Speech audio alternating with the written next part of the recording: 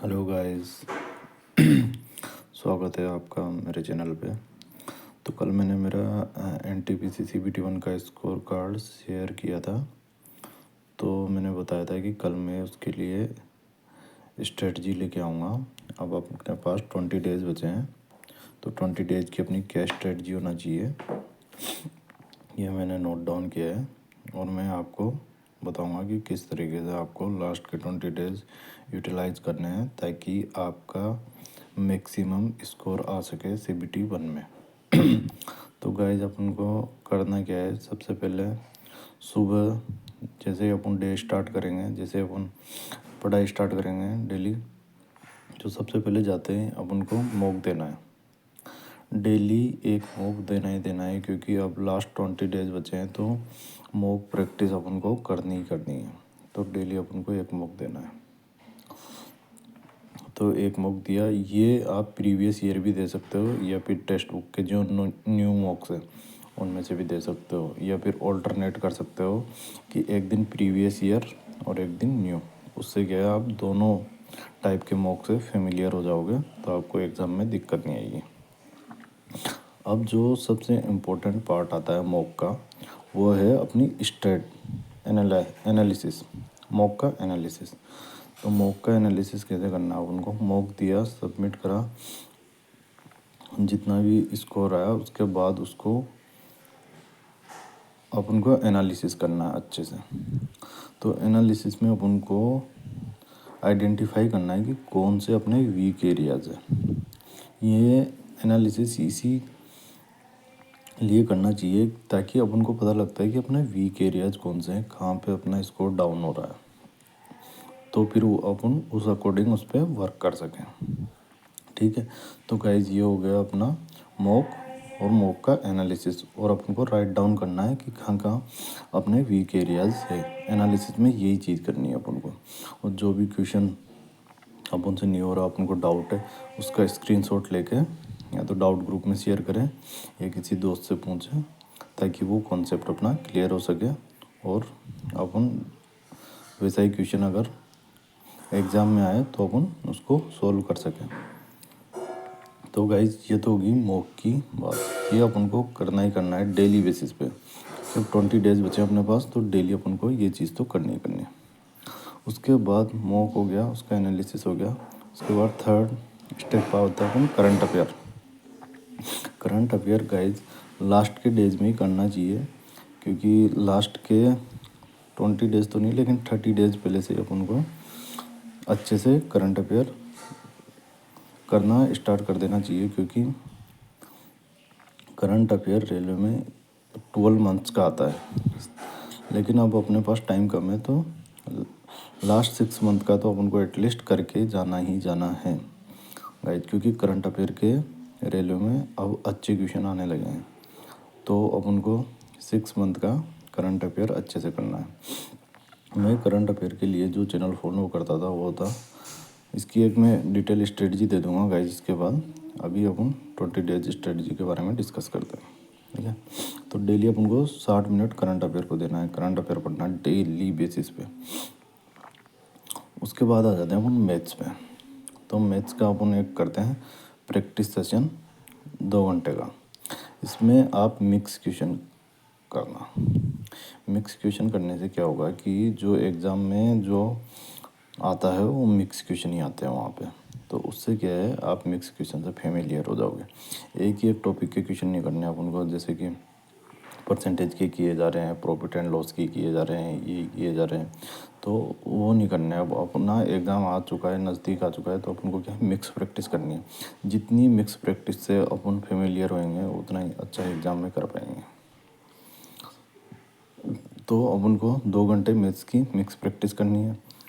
जो क्वेश्चन नहीं आए, जो क्वेश्चन में डाउट है, उसका स्क्रीनशॉट लेना है, उसको डाउट ग्रुप में शेयर करना है, वहाँ से क्लियर होता है तो ठीक, नहीं तो कोई दोस्त से पूछना है। इस तरीके से अपन को मैथ्स का पूरा सेशन कंप्लीट करना है। ठीक है, 2 घंटे मैथ्स के हो गया। इसके बाद आते हैं अपन रीजनिंग।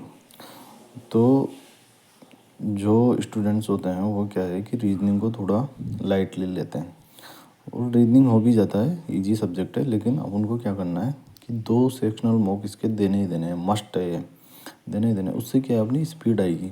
और एग्ज़ाम में अपन को स्पीड चाहिए, और स्पीड और एक्यूरेसी आने लगेगी, दोनों चाहिए अपन को एग्ज़ाम में। तो अपन को 2 सेक्शनल मॉक देंगे तो अपन रीजनिंग में भी फुल में से फुल स्कोर कर सकते हैं, कोई दिक्कत नहीं आएगी। ये चीज़ अपन को ज़रूर करनी है, क्योंकि क्या है कि एग्ज़ाम में अगर कोई क्वेश्चन में फंस जाए अपन रीजनिंग में, तो उसमें ज़्यादा टाइम नहीं लगे और वो जल्दी से सोल्व हो जाए। इसलिए अपन को 2 मॉक की प्रैक्टिस डेली करनी है 20 डेज़ के लिए, ठीक है। उसके बाद अपन आते हैं जीएस में। तो जीएस में जो अपना मेन जो टॉपिक है वो यही है, हिस्ट्री है, पॉलिटी है, ज्योग्राफी है, साइंस है और स्टैटिक है, ठीक है। अब करंट अफेयर का अपन ने पहले डिस्कस कर ही लिया, तो करंट अफेयर को अपन को उस तरीके से करना है। उसके बाद जो जीएस में जो बचता है, हिस्ट्री, पॉलिटी, ज्योग्राफी, साइंस और स्टैटिक।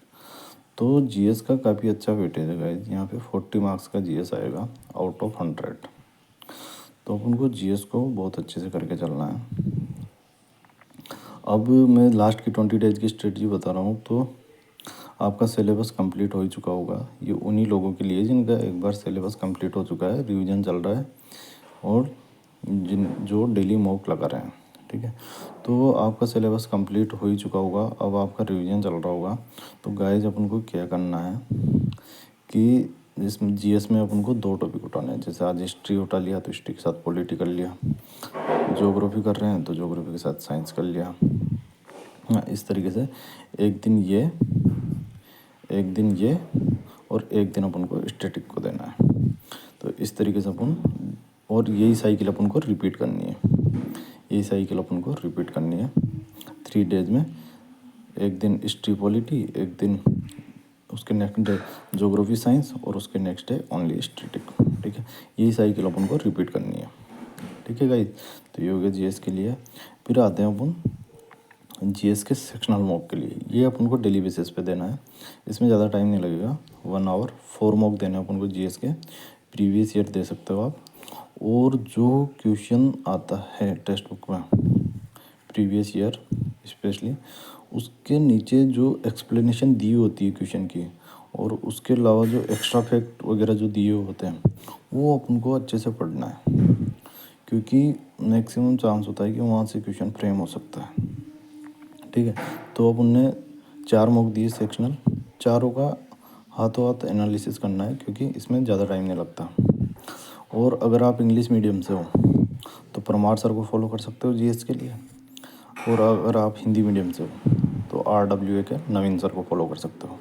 दोनों टीचर अपने अपनी जगह बेस्ट है। बस हिंदी मीडियम के लिए आप RWA को फॉलो कर सकते हो, और इंग्लिश मीडियम के लिए आप परमार सर को फॉलो कर सकते हो, ठीक है। अब जो कंक्लूजन है गाइस, सबसे इम्पोर्टेंट चीज़ क्या है, अपना कंक्लूजन। तो कंक्लूजन में अपन को क्या करना है कि जैसे अपन ने मॉक दिया, तो मॉक देने से क्या हुआ कि अपना स्कोर आया। उसके बाद स्कोर आने के बाद अपन ने मॉक एनालिसिस किया। तो एनालिसिस में यही चीज़ होती है गाइस कि सबसे पहले अपन को अपने वीक एरियाज आइडेंटिफाई करने होते हैं, ठीक है। फर्स्ट स्टेप यही होती है कि अपन को अपने वीक एरियाज आइडेंटिफाई करने होते हैं। उसके बाद अपन को अपने वीक एरियाज पे काम करना होता है। सबसे पहले अपन को अपने weak areas loop hole find out करने होते हैं, और फिर नेक्स्ट स्टेप क्या होता है, उन पे वर्क करना होता है।